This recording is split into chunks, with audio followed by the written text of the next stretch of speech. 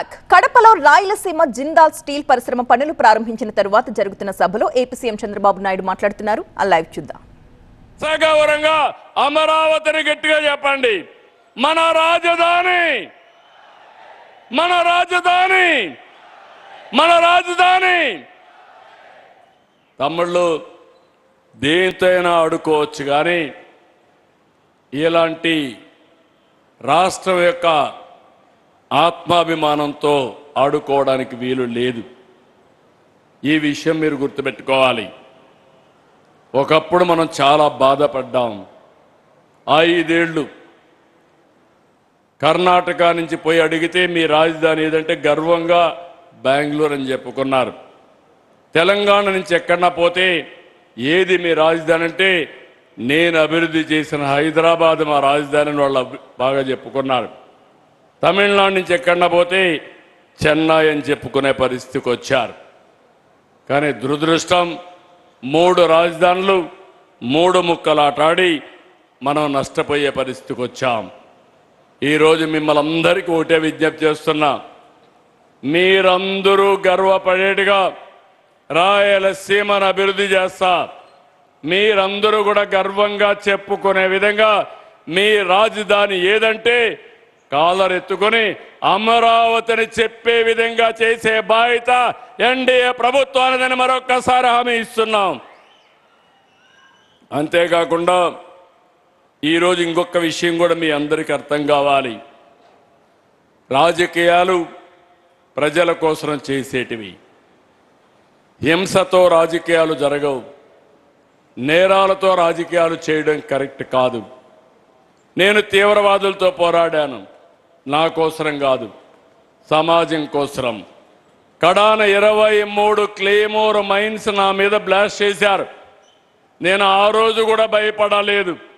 ఒకవేళ సాక్షాత్తు వెంకటేశ్వర స్వామి దిగి వచ్చి నాకు ప్రాణభిక్ష పెట్టాడు తప్ప ఇంకోటి కాదు. ఆ విషయం మీరు గుర్తుపెట్టుకోవాలి. అలాంటి సందర్భాలు చాలా చూశాం. నేను ఒక ధ్యేయంతో పనిచేస్తున్నాను. నిన్న కూడా మీరు చూశారు, పోలీసులు నిర్వీర్యం చేసే పని చేస్తున్నారు. అక్కడ జరిగిన సంఘటన విజయవాడలో మీరు చూస్తే చాలా బాధేస్తుంది.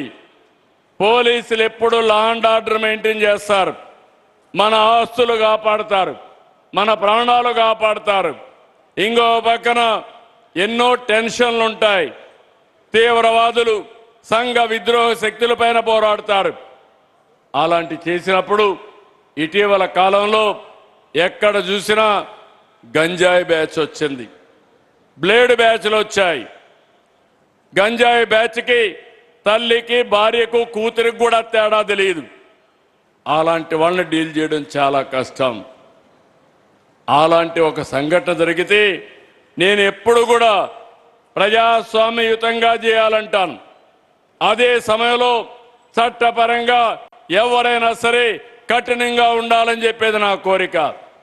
40 ఏళ్లుగా మీరు చూశారు, సిబిఎన్ ఎప్పుడు ముఖ్యమంత్రి అయినా ఆ రాష్ట్రంలో లా అండ్ ఆర్డర్ పర్ఫెక్ట్ గా ఉంటుంది. ఎవరైనా మా ఆడబిడ్డల జోలుకు వస్తే అదే చివరి రోజు అనేది నా ఆదేశం అని మరొకసారి విజ్ఞప్తి చేస్తున్నాను. ఇప్పటికే మీరు చూశారు, నేను ఎక్కడికక్కడ గంజాయిని పూర్తిగా నిషేధించాం. ఎక్కడ పంట వేయకుండా కాపాడాం. ఈరోజు ఈగల్ బ్రాండ్తో పోలీసు వ్యవస్థని ప్రక్షాళన చేశాం. ఎవరైనా గంజాయి సేవించినా వదిలిపెట్టడం లేదు. కేంద్రం పూర్తిగా సహకరిస్తున్నారు. కేంద్రం కూడా ముందుకు వచ్చారు. నక్సలైట్స్ పూర్తిగా తుదమట్టించిన ఘనత కేంద్రానికి దక్కింది. అమిత్ షా అదే మరి ప్రధానమంత్రి నరేంద్ర మోడీ గారు చేశారు. ఇప్పుడు వాళ్ళు కూడా ఆలోచించి దేశంలో డ్రగ్స్ ఉండడానికి వీలు లేదు, గంజాయి ఉండడానికి వీలు లేదు, దీనిపైన పోరాటం చేయాలని ఒక లక్ష్యంగా ముందుకు పోయారు. ఈరోజు ఇక్కడ ఉండే ఒక రాజకీయ పార్టీ నాయకుడు, మన ఈ జిల్లాలో ఉండే వ్యక్తి గంజాయి బ్యాచ్ని వెనకానేసుకుని వచ్చే పరిస్థితి వస్తే బాధేస్తుంది. రౌడీజానికి నాంది పలికితే బాధేస్తుంది.